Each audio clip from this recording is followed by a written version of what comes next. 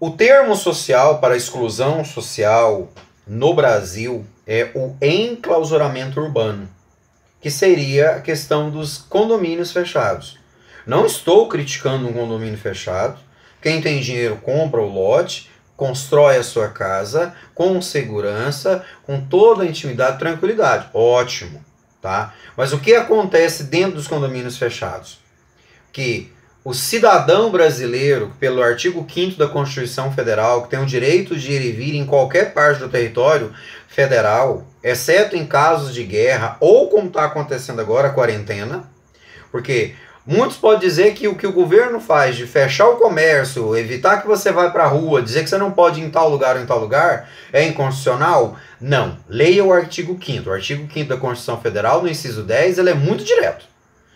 Todo cidadão brasileiro tem o direito de ir e vir, exceto em casos de guerra ou de quarentena. Estamos em quarentena. Então, se estamos em quarentena, o governo pode intervir, inclusive, nas suas liberdades individuais.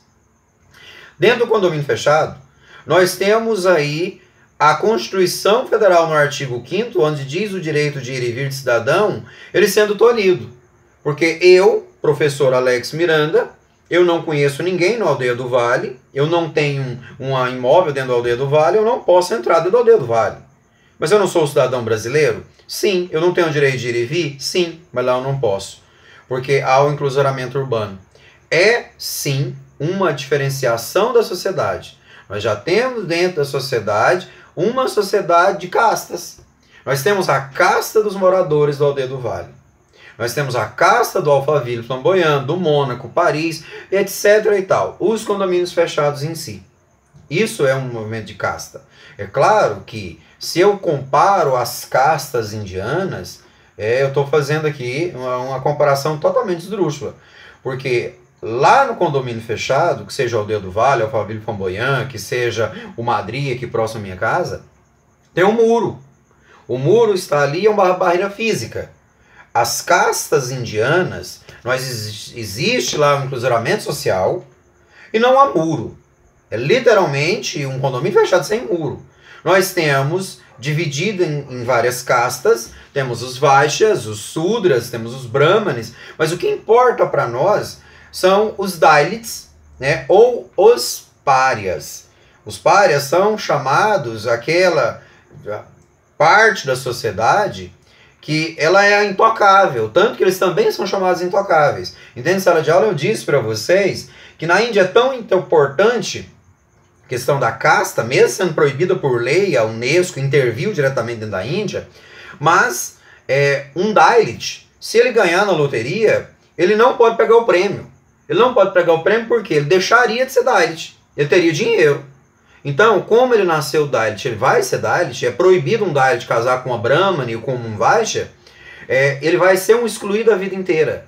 Os Dalits, eles fazem os piores tipos de serviços dentro da Índia. Eles são piores do que um morador de rua. Porque um morador de rua em Goiânia, você abre o vidro do seu carro, você entrega na mão dele um lanche, um dinheiro, né, uma esmola, uma ajuda, um auxílio qualquer. Os Dalits na Índia, eles são chamados intocáveis, que você nem toca num Dalit. Se um Dalit tocar em você, você tem o direito de, inclusive, violentá-lo. Você pode, né, agredi-lo fisicamente, porque ele é proibido tocar em você. Então, esse tipo de situação na Índia é algo assim, ainda no século XXI, algo meio grotesco, medieval. Porque na Idade Média, nós tínhamos, né, os leprosos, que eram levados para algum tipo de hospital, tanto que a ideia de hospital surge nessa época da Idade Média, onde eram criados determinados locais chamados leprosários, e as pessoas eram literalmente despejadas ali. O nosso Francisco de Assis, Giovanni Bernardone, ele viveu muito tempo num leprosário. O leprosário, as pessoas iam para lá fazer trabalho voluntário. Na Índia, o Dalit é considerado como se fosse um leproso da Idade Média. Ele era intocável, alguém sujo, né? E é tão incrível que você pode imaginar. A mulher Dalit, ela é uma prostituta? De maneira alguma. Porque um Brahmane ou alguém que faz parte dos Sudras ou dos Vaixas, jamais vai se deitar com a mulher da Eilish. Tem um livro chamado O Caçador de Pipas. É claro que o livro se passa no Afeganistão, mas não podemos esquecer de maneira nenhuma que o Afeganistão faz divisa com a Índia. Então é uma região no norte da Índia ali, que engloba inclusive Afeganistão, Paquistão e Caxemira. Tem uma região chamada Caxemira que é disputada por esses 3 países. E no livro Caçador de Pipas, lá conta a história de um Dalit. O menino do livro, ele é visto como um animal. Alguém lá do grupo dos Sudras pega essa criança, leva para dentro de casa e ele é criado como se fosse um animal de estimação. É amarrado no pé dessa criança sinos, para a criança, quando estiver caminhando, chegando perto, o sininho tocar para ninguém encostar nele. Isso é algo do século XXI, para nós agora. Agora você imagina, temos essa sociedade de casta no Brasil? Não propriamente como tem na Índia. Mas nós temos aqui sim, né, uma divisão social em castas. E agora com o coronavírus, podemos ter quase certeza que isso será estabelecido na nossa sociedade. Por quê? Por que estamos em casa?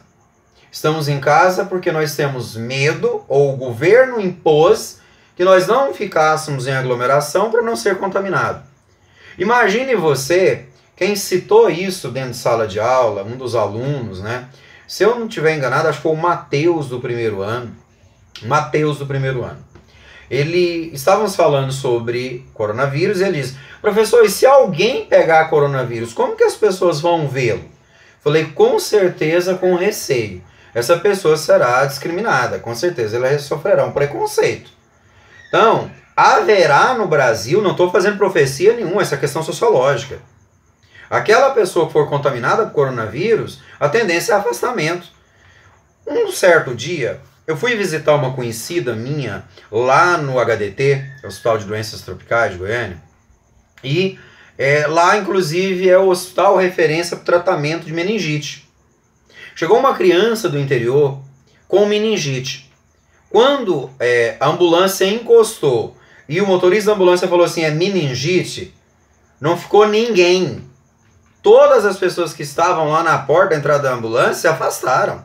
Estava a mãe da criança, já veio uma enfermeira muito parecida com os enfermeiros que estão tratando o coronavírus, vestindo quase com um escafandro, parecendo ali uma roupa de astronauta mesmo, sabe? Para atender essa criança, porque já tinha sido diagnosticado com meningite, não estava indo lá em busca de um exame. Ela veio do interior diagnosticada com meningite. E a meningite meningocócica, que é altamente transmissível como o coronavírus. Então, da mesma maneira que eu presenciei essa cena, nós ainda veremos cenas no Brasil, no efeito manada, basta um fazer. E daqui a pouco, sabe lá Deus, nós vamos ter inclusive pessoas com coronavírus aí sendo largadas às traças.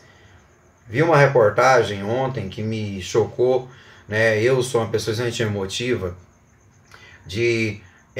na Itália, a pessoa pega coronavírus e ele morre sozinho, abandonado.